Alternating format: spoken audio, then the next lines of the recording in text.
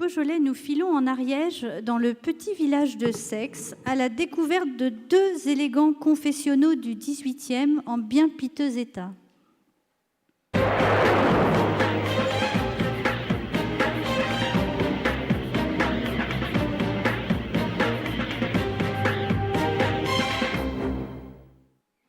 Près de la frontière espagnole, dans l'Ariège, le joli village de Sex s'affaire autour de son église. Depuis 30 ans, malgré le soleil et la beauté de leur paysage, il manquait quelque chose aux Sexois. En effet, la chapelle était condamnée à cause de la toiture qui menaçait de s'effondrer et d'autres problèmes sanitaires. Depuis 2010, les portes sont de nouveau ouvertes, offrant au public un décor aux couleurs et motifs étonnants. Maintenant que le reste de l'église est rénové, le délabrement des 2 confessionnaux situés dans les chapelles latérales est encore plus frappant. L'artisan chargé de les restaurer devra traiter chaque type de bois selon des procédés spécifiquement adaptés à l'état de dégradation du matériau. Le bois ne sera jamais poncé et les pièces les plus abîmées seront resculptées à la main sur une nouvelle pièce de bois qui sera ensuite collée à la place de l'ancienne. Dans ce projet, le prix Un patrimoine pour demain de Pèlerin permettra donc aux villageois de restaurer ce précieux mobilier.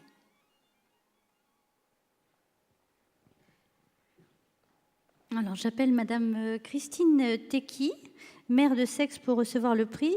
Philippe, de quel style sont ces 2 imposants meubles de Merisier? Alors, ce sont 2 confessionnaux de style Louis XV, probablement tardif, milieu du XVIIIe siècle. Moi, je voudrais féliciter les responsables de ce patrimoine d'avoir pris les problèmes dans l'ordre, c'est-à-dire d'avoir d'abord traité l'édifice avant de s'attaquer au mobilier. Malheureusement, c'est une règle qui n'est pas toujours suivie. Je voudrais aussi attirer l'attention sur ce type de mobilier liturgique qui est de plus en plus menacé de disparition aujourd'hui, puisque, comme vous le savez, il n'a plus de fonctionnalité réelle. Et pour vous donner un exemple, dans mon département, je fais partie de la commission diocésaine d'art sacré.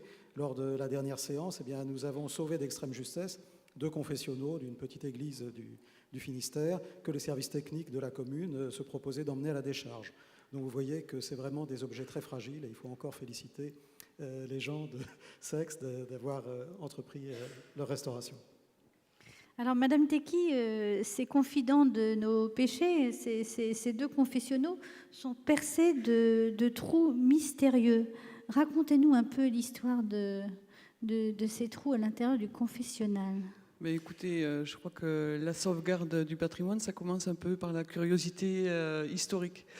Alors, il se trouve que les tablettes des confessionnaux sont percées de trous et ça avait intrigué quand même les bénévoles de l'association qui sont à côté de la commune de Sex, je dois le rappeler.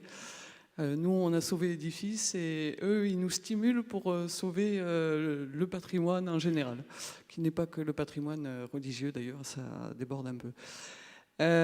Donc voilà, ces trous.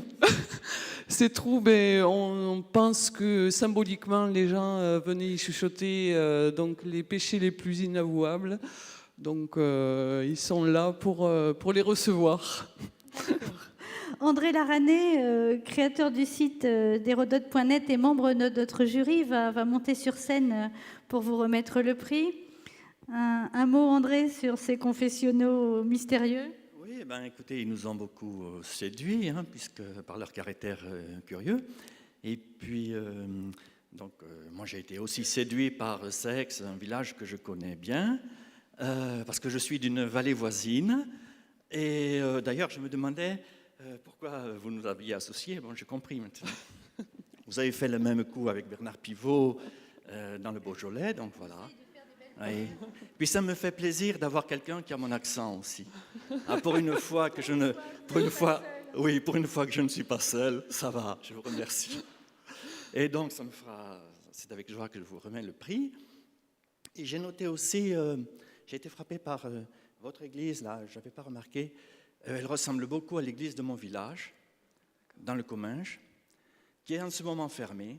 C'est aussi une église avec un clocher-mur. Elle est fermée pour cause toujours pareille, de dégradation. Alors, vous me direz un petit peu comment vous avez procédé pour obtenir qu'elle soit restaurée. Parce que chez nous, je ne vous dis pas, le maire ne voit pas que ce soit sa priorité de la faire restaurer, elle est fermée, point final. Avec plaisir, merci. Si vous sortez du jury, vous pouvez concourir l'année prochaine. Déposez un dossier, on y verra.